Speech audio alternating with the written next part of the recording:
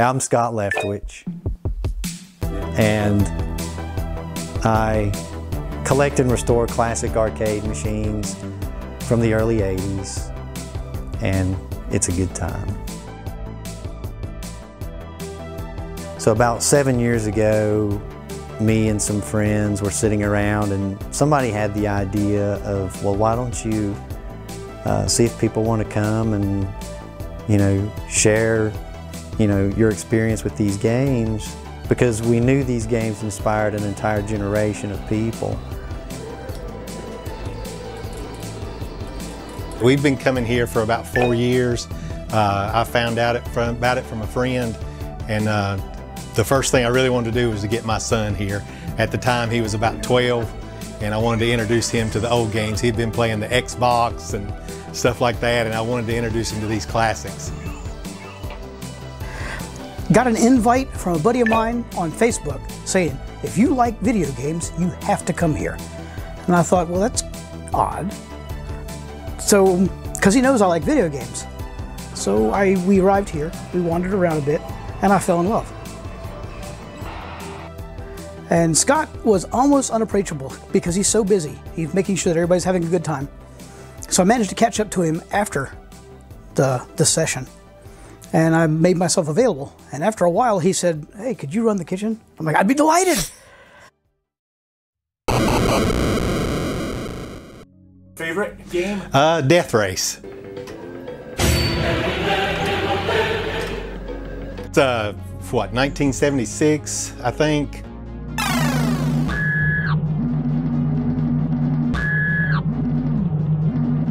Black and white, and banned for being too violent. Can you imagine that? Nowadays, First is Dig Dug, second is Pac-Man, third Time Pilot. I mean, there's Tron, and 2 doors down from that is Journey. That's a rare find.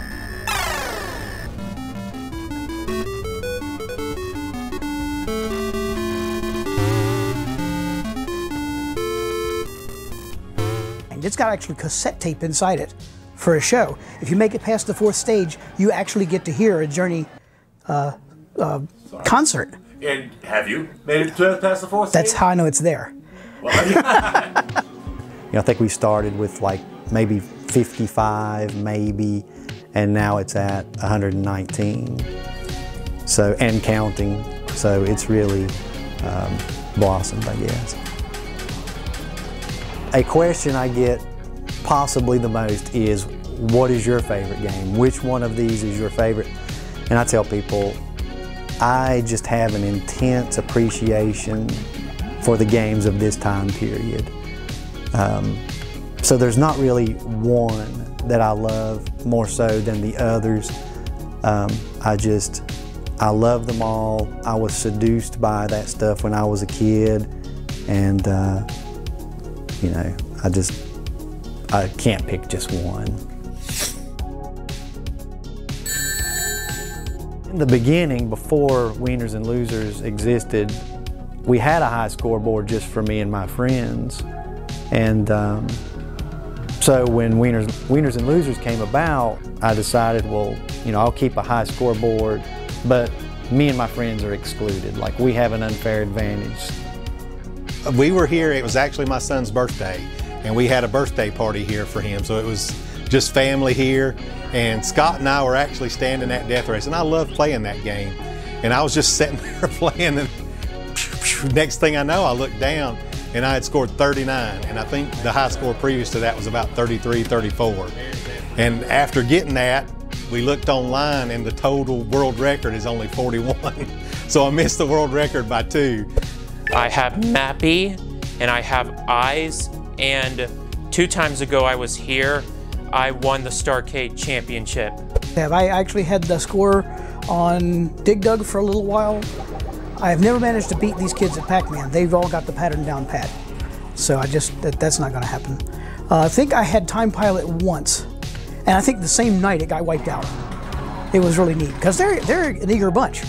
People are really sensitive about their high scores. If whoever, like recently, the Donkey Kong Jr. score was broken for the first time in maybe 5 years, the previous person was like, well, I got to come back and get my score back. Like that's, I can't live like this. Like this has to change. So people are very serious about their high score.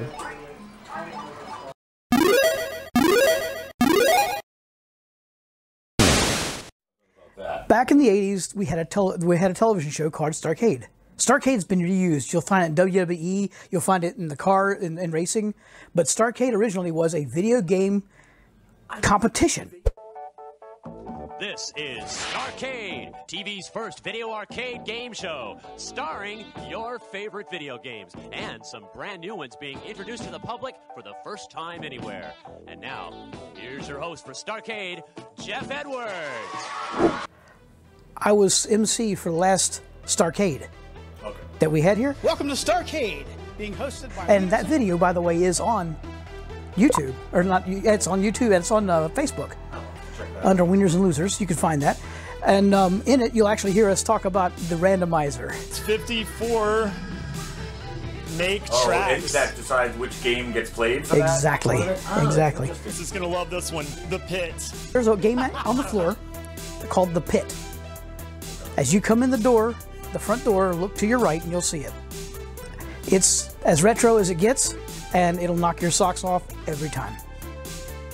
It was the defining game in the last Starcade.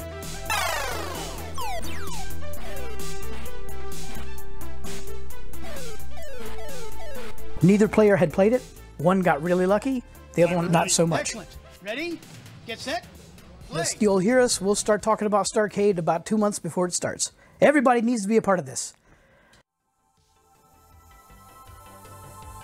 I always just think about it like this. Well, back then, video games were in their infancy, and so the creators had to figure out, well, how can we get people to put their quarters in these machines? So it can't be just a game. It's got to have artwork that's alluring. Maybe flashing lights, maybe, some other gadget. But, I think it's a combination of the gameplay and the look of the cabinets. They're the ultimate test of hand-eye coordination, which has helped them withstand the test of time. That's why they're still fun, and people are still playing these games because they're a challenge. This is hard to believe, but 7 years ago, there wasn't a barcade on the East Coast. Or there certainly wasn't to my knowledge.